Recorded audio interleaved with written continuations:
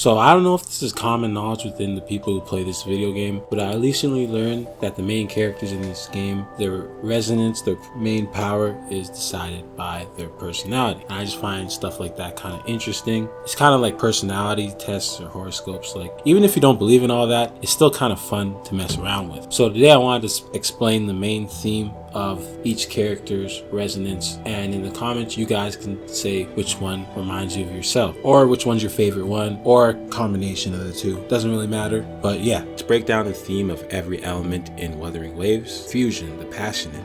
Core personality, bold, determined, energetic, and hot-headed. Traits are they're guided by strong convictions, quick to act, driven by emotion, and the archetype is the fiery idealist, justice-driven warrior. It's pretty easy to tell a fusion character when you see one. My guess was charismatic, confident, optimistic. That's what fusion reminds me of in the game, personally. Now, Electro, I was way off with this. Electro is the unpredictable. Their core personality is witty, impulsive, eccentric, or rebellious. They thrive on spontaneity, cleverness, breaking expectations, and the archetype is the trickster or the free spirit innovator. I thought electricity was all about power. I don't know, maybe it's because of Augustus quest, but everybody in this element is like a badass, so I don't know. And then there's Yinlin, who's obviously in that BDSM, so I thought it was just like power, control, and bravery. Because if you think about it, Carcello's overclocking and all that, Augusta's having trouble dealing with the voices in her head, Yinlin's a dominatrix. Like, I just thought it was power, control, you know, and then sprinkle a little bravery in there. I don't really know. I was off. I don't want peace. I want problems, always. And plus Yumi wouldn't even make sense with that, so yeah, I was way off. Aero, or Wind, the free spirit, core personality, adventurous, easygoing, adaptable, or nomadic. Traits, seek freedom, exploration, and openness, dislike being tied down, and the archetype is a wanderer or agile martial artist. I was pretty off with this one too. I said leadership, wisdom, and self-governance, so I was kind of close. The thing about Aero characters, if you notice, a lot of them have some sort of position of leadership or guidance, and all of them have self-conviction or like a sense, I don't want to say duty, but like a strong moral ethic. So if you're from Africa, why are you white? Oh my god, Karen, you can't just ask people why they're white. Some sort of intuition that guides them or makes them natural born leaders.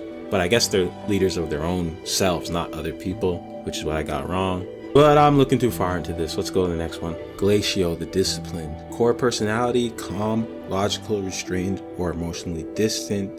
Traits, value order, precision, and self-control. Sometimes cold, but reliable. Archetype, the strategist, reserved, protector.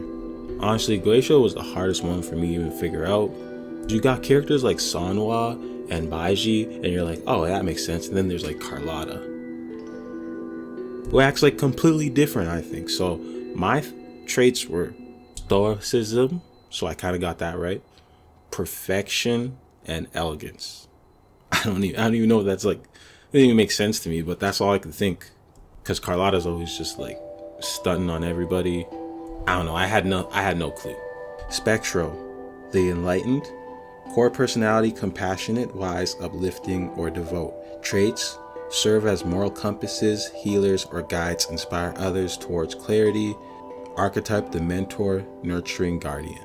Special characters are also pretty easy to see. When you see them, they're usually obsessed with like religion or some sort of duty. They're working for someone or something most of the time.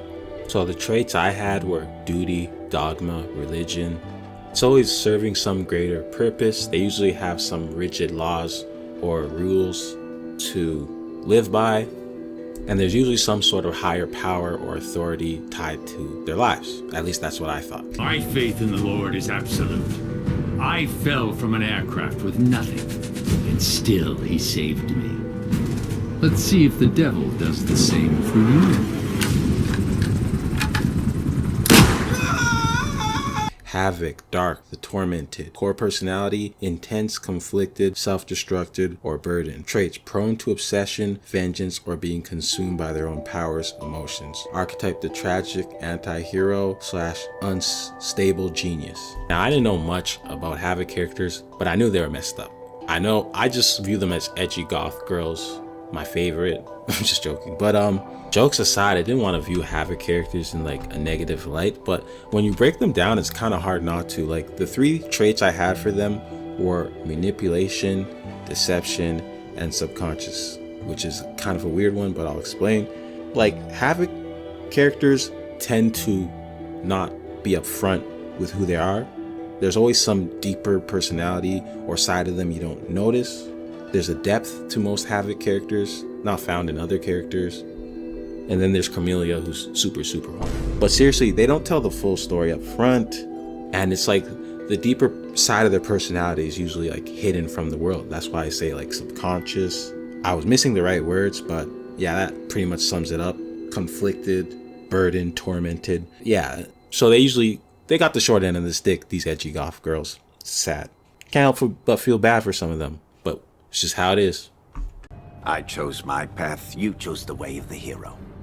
And they found you amusing for a while, the people of this city.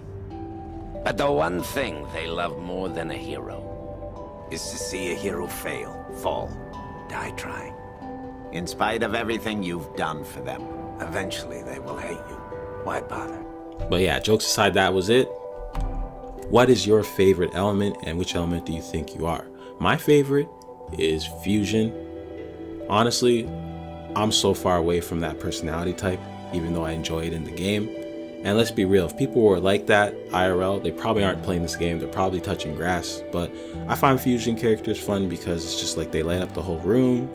They're just bubbly, fun personalities that you can't help but enjoy. Me, personally, I think I am a Glacio. It's just ironic, it's like complete opposite. And it's even funnier because I had no idea how to describe glacial characters in this game. But yeah, I'm more of a reserved person. I'm extremely emotionally distant. I could also, in a different world, see me being like an Aero or an Electro, but nah, I'm pretty sure I would be a Glacio. Yeah, but at the end of the day, I'm a male, so none of that even matters because there's no male resonators in Wuthering Waves. Bruh.